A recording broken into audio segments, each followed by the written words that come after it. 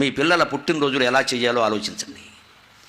ఇప్పటి నుంచి చిన్నప్పటి నుంచి అలవాటు చేయండి. వాళ్ళ కోరికలకి ప్రాధాన్యం ఇవ్వడం కాదండి, మనం కొన్ని కాస్త గట్టిగా చెప్పాలి, బలవంతంగానైనా చెప్పాలి. ఇలా లేకపోతే నేను పుట్టినరోజు చేయను, నీ ఇష్టం అని చెప్పండి. ఖచ్చితంగా తల్లిదండ్రి ఉండాలి, చేసుకుంటారు. పుట్టినరోజు అంటే ఓ దీపం వెలిగించాలి, దేవుడు గుళ్ళోకి తీసుకెళ్ళాలి, ముందు ఉదయాన్నే స్నానం చేయించి తల్లిదండ్రికి నమస్కారం చేయించాలి. తల్లిదండ్రి చెప్పాలి ఆ విషయం, రా అబ్బాయి ఒకసారి ఆశీర్వదిద్దాం రా. ఇంట్లో అంతకంటే పెద్దవాళ్ళు ఉంటారు తల్లిదండ్రి, ముందు వాళ్ళకి దండం పట్టాలి. వితంతువైనా సత్వంతువైనా సరే ముందు మామగారికి పెట్టాకే కోడలకి.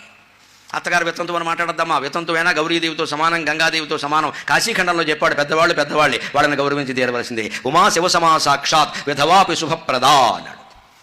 వితంతు అయినా సరే అంతవరకు ముత్తైదువుగా ఉంది, భర్తకి పిల్లలకి సేవలు చేసింది. ఆవిడ బతుకున్నంతకాలం ఉమా శివసమా సాక్షాత్. స్కాందపురాణంలో వ్యాసుడు చెప్పిన మాటది. ఉమాదేవితో సమానం, పార్వతీదేవితో సమానం, మీరు అవమానించకండి అని చెప్పాడు. ఇంట్లో పెద్దవాళ్ళు ఉంటే వాళ్ళకే ముందు దండం పెట్టించాలి, మామగారు ఆశీస్సులు, అమ్మమ్మగారు ఆశీస్సులు, తర్వాతే వీళ్ళు. తర్వాత దేవుడి దగ్గర దీపం పెట్టించాలి. వీలైతే గుళ్ళోకి తీసుకెళ్ళి 10 రూపాయలు అక్కడ దక్షిణ వేయించు, ప్రదక్షిణం చేయించు, ప్రసాదం పెట్టించు, కొత్త బట్టలు కట్టుకుని వెళ్ళండి. అప్పుడు ఇంటికి తీసుకురండి. కావలసిన వాడికి ఏదో వినోదమో కావాలంటే చేయండి. అది కూడా ఎలా చేయాలి, ఏం చేస్తున్నాం ఇవాళ? కేకులు కోసి ఆంగ్లమున కేకలు వేయగానే ఎలా? ఆ కేకు ఎక్కడో తయారైంది. ఆ మాట కూడా తెలుగు మాట కాదు, ఇంగ్లీష్ మాట. అది పట్టుకుని పోయడం, ఆ కత్తితోనే నోట్లో పెట్టడం, రేపు నీ నాలుగు కోసేస్తానన్నట్టుగా. ఈ మధ్య ఇంకా వెర్రి బయలుదేరింది. కేకు కోసి నోట్లో పెట్టడం కాదు, మొహమంతా పుయ్యడం. ఎంత గొప్ప సంస్కృతం! అర్ధరాత్రి వేళ మొహమంతా పుయ్యడం దెయ్యాల్లాగా. ఆ తర్వాత వెళ్ళి వాడు స్నానం చేయడం. ఈ జన్మ వదలదు అది. అదేమన్నా సున్నిపిండా, నలుగుపిండా, నూనె. ఈ కేకులు కోసి వెంటనే హ్యాపీ బర్త్డే టు యూ, పుట్టినరోజు శుభాకాంక్షలు అని చెప్పలేమా? పుట్టినరోజు జేజీలు అని చెప్పలేమా? జన్మదిన శుభాకాంక్షలు అని చెప్పలేమా? ఈ టూ యూ ఏమిటండి? దానికి మళ్ళీ వీడు అంటాడు, ఒక పాట రికార్డు నొక్కుతాడు అక్కడ, వీడు ఎగురుతాడు ఇక్కడ కోతిలాగా. ఇదే పుట్టినరోజు, ఇదే సంస్కృతి. ఈ చిన్న పని కూడా మనం చేయలేమా? అందులో కూడా పిల్లల్ని కాస్త నియంత్రించలేమా? అంత గారాబం అవసరమా? నోరు మూసుకో, చేస్తే చేస్తా లేదు పో చెప్పాలని ఖచ్చితంగా.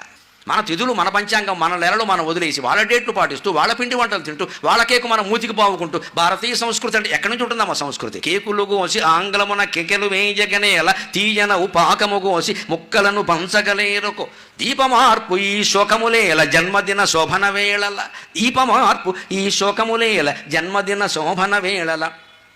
జ్ఞానదీపమై చీకటి పారద్రోలుటయే జీవిత సారమటంచెరుంగరే. ఎంత దిక్కుమాలనాచారం అండి కేకులు కోయడమా? దాని మీద 16 ఏళ్ళు వచ్చేట, 16 కొవ్వొత్తులు వెలిగించి ఉఫూ, ఎంత రాక్షసుడు, 16 కొంపలు ఆర్పేశాడు. వీడు ఇంకా 70 వచ్చాడు, 70 ఆర్పేస్తాడు. దీపం ఆర్పడం అంటే కొంపలు ఆర్పడమే కదండి. ఇప్పటికీ ఈ జాతిలో ఉన్న నానుడమ్మ, ఎవరైనా ఉద్యోగం ఇప్పిస్తే ఉద్యోగం ఇప్పించారనరండి, మా ఇంట్లో దీపం పెట్టారంటారు. అంటే ఆ దీపం వెలుగుతుందంటే ఆ ఉద్యోగం ఇచ్చిన పెద్ద మనిషి దయ, ఆయన వల్ల ఆదాయం వస్తుంది, ఇంట్లో తింటున్నాం ఉంటున్నాం. ఆ దీపం పెట్టారంటారా, డబ్బు ఇచ్చారు, ఉద్యోగం ఇచ్చారు, నెలలా జీతం ఇచ్చారు, ఈ మాటలు ఉండవండి. భారతీయ సంస్కృతిలో ముఖ్యంగా తెలుగు భాషలో ప్రతి మాట దైవపరంగా ఉంటుందమ్మా, దైవపరంగా ఉంటుంది. ఆ భాష అంత గొప్పది.